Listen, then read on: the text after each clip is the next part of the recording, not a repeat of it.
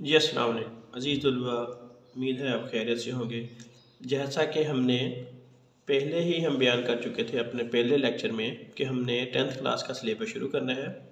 उसमें भी हमने वो क्वेश्चन करवाने हैं जो सालाना पेपरों के हिसाब से बहुत अहम है और अमूमन यही क्वेश्चन है जो बार बार रिपीट होते हैं। और इंशाल्लाह हमारा तजर्बा जो है 15-16 साल का तजर्बा है, वो यही कहता है कि यही क्वेश्चन बार बार रिपीट होते हैं। तो हमने आपको सिर्फ वही क्वेश्चन करवाने हैं जो पेपर के लिहाज से बहुत ज़्यादा अहम हो।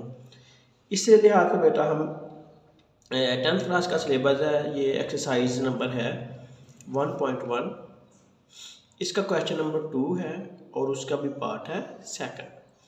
इसमें एक क्वेश्चन हमें दिया गया है, इस क्वेश्चन को हमने सॉल्व करना है सॉल्व बाय फैक्टराइजेशन। उर्दू वालों के लिए है तज्ज़ी के तरीके से हल करें। बेटा तज्ज़ी के तरीके से हल करने के लिए ये वाला जो क्वेश्चन है ये बहुत इंपॉर्टेंट है, बहुत दफ़ा पेपर में आया है और ये इंशाल्लाह इस दफ़ा भी पेपर में आएगा। ध्यान से आपने इसको समझने की कोशिश करनी है। आए बेटा हम अपने टॉपिक की तरफ आते हैं और ये क्वेश्चन हम सॉल्व करना शुरू करते हैं। सबसे पहले बेटा देखिएगा, यहाँ पे एक रकम है 3y² is equal to y into y minus 5। सबसे पहले स्टेप में हमने यहाँ पे 3y² को कुछ नहीं कहना, इसको एज इट इज लिख देंगे। यहाँ पे जो y है, बाई और ब्रैकेट के दरमियान में कोई साइन नहीं है, यानी कि कोई अलामत नहीं है। तो आपने क्या करना है, सिंपली इस y को अंदर y के साथ भी मल्टीप्लाई कर देना है और इसको 5 के साथ भी मल्टीप्लाई कर देना है। आपने y को y के साथ जब मल्टीप्लाई करना है, ज़रब करना है, तो यहाँ पे बन जाएगा y का स्क्वायर और ये माइनस y को आपने 5 के साथ मल्टीप्लाई करेंगे तो ये आ जाएगा 5y। ये अब आप देखो कि इक्वेशन के दोनों तरफ y² वाली रकमें मौजूद हैं, यहाँ भी y² है, यहाँ भी y² है।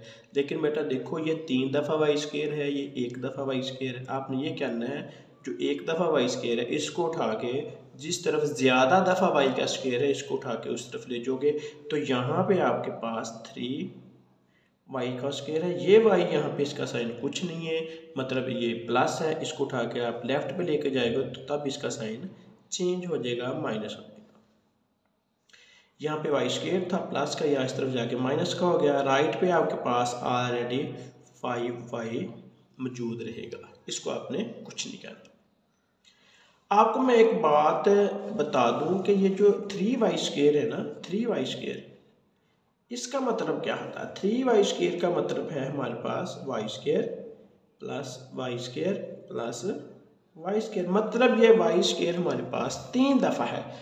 इसमें से हमने 1 दफ़ा y² माइनस कर देना है, 1 दफ़ा -² आप इसमें से काट दो, पीछे आपके पास रह जाएगा 2 दफ़ा y², 2 टाइम्स रह जाएगा y², ये y² हमारे पास रह जाएगा 2 दफ़ा। 3 दफ़ा था उसमें से 1 दफ़ा हमने माइनस कर दिया, पीछे हमारे पास 2 दफ़ा y² रह गया और ये हमारे पास आ गया जी इज इक्वल टू -5y।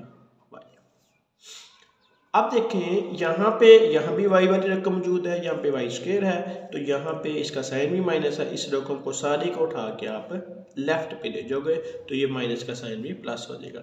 यहाँ हमारे पास रकम बन जाएगी 2y² प्लस 5y। यहाँ 5y की जगह पे हमारे पास 0 रह गया क्योंकि 5y को उठा के हम लेफ्ट पे ले गए। अब बेटा आप देखो हम इस क्वेश्चन को सॉल्व कर रहे हैं बाय फैक्टराइजेशन, यानी कि तज्ज़ी के तरीके से हम इसको सॉल्व कर लें। इसलिए आप देखो ये y² है और ये y है, ये आपस में सॉल्व तो नहीं होते, लेकिन आप अगर इन दोनों में से आप कोई चीज़ कॉमन निकालना चाहोगे तो यहाँ y² आता है, यहाँ y आता है। जो जिस y की पावर कम है वो आप कॉमन ले लोगे, यहाँ पे y कॉमन आ जाएगा, पीछे यहाँ पे आपके पास रह जाएगा 2y, क्योंकि यहाँ पे y² था, एक y हम बाहर कॉमन ले चुके हैं, यहाँ पे सिर्फ एक y रह जाएगा और ये प्लस का साइन, यहाँ हमारे पास 5y था, यही y हमने बाहर कॉमन ले लिया। अब y की जगह पे जस्ट हमारे पास 5 रह जाएगा और ये इज इक्वल टू 0। यहाँ बेटा नेक्स्ट आपने क्या करना है, नेक्स्ट ये देखो ये y और ये दो ब्रैकेट ये दोनों आपस में मल्टीप्लाई हो रहे हैं। अब ये दोनों मल्टीप्लाई हो रहे हैं इक्वल टू किसके, 0 के। इस ब्रैकेट को और y को आपने अलग-अलग 0 के बराबर पुट कर देना है। यहाँ पे हमारे पास आ जाएगा 2y plus 5 is equal to 0। यहाँ बेटा आपने y की वैल्यू निकालनी है, मतलब y को आपने लेफ्ट पे रहने देना है, बाकी सारे कॉन्स्टेंट उठा के आपने राइट पे ले जाने, और ये काम आपने स्टेप वाइज करना है। यहाँ पे आ जाएगा हमारे पास 2y, 5 यहाँ पे प्लस का है, इसको उठा के आप राइट पे लेके जाओगे तो इसका साइन हमारे पास आ जाएगा माइनस का। अब बेटा नेक्स्ट स्टेप में आप देखो, ये 2 और y है, इन दोनों के दरमियान में कोई साइन भी नहीं है, मतलब कि इन दोनों के दरमियान में मल्टीप्लाई का साइन है। ये 2 यहाँ पे मल्टीप्लाई हो रहे हैं, ज़रब हो रहे हैं, इसको उठा के जब आप राइट पे लेके जाओगे तो ये इस तरफ जाके डिवाइड हो जाएंगे।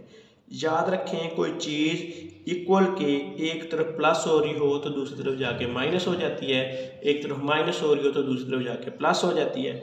इसी तरह अगर एक तरफ मल्टीप्लाई हो रही हो दूसरी तरफ जाके वो डिवाइड हो जाती है, एक तरफ डिवाइड हो रही हो तो दूसरी तरफ जाके वो मल्टीप्लाई हो जाती है।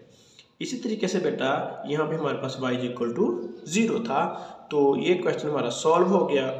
उम्मीद है आपको ये आसानी से समझ आ गया होगा। इस क्वेश्चन का जो सॉल्यूशन सेट है वो आ जाएगा हमारे पास 0, और इसके साथ आ जाएगा -5/2। बहुत आसान क्वेश्चन है, बहुत अहम क्वेश्चन है पेपर की नज़रिए से। इंशाल्लाह इस क्वेश्चन को आप नोट कर लो, साथ साथ आप भी नोट्स बनाते जाओ, नहीं तो चैनल पे मेरे ये मौजूद रहेगा, आप जब भी चाहोगे इसको आप निकालोगे। और बहुत आसान तरीके से मैंने क्वेश्चन करवाया है, उम्मीद है आपको समझ आ जाएगी।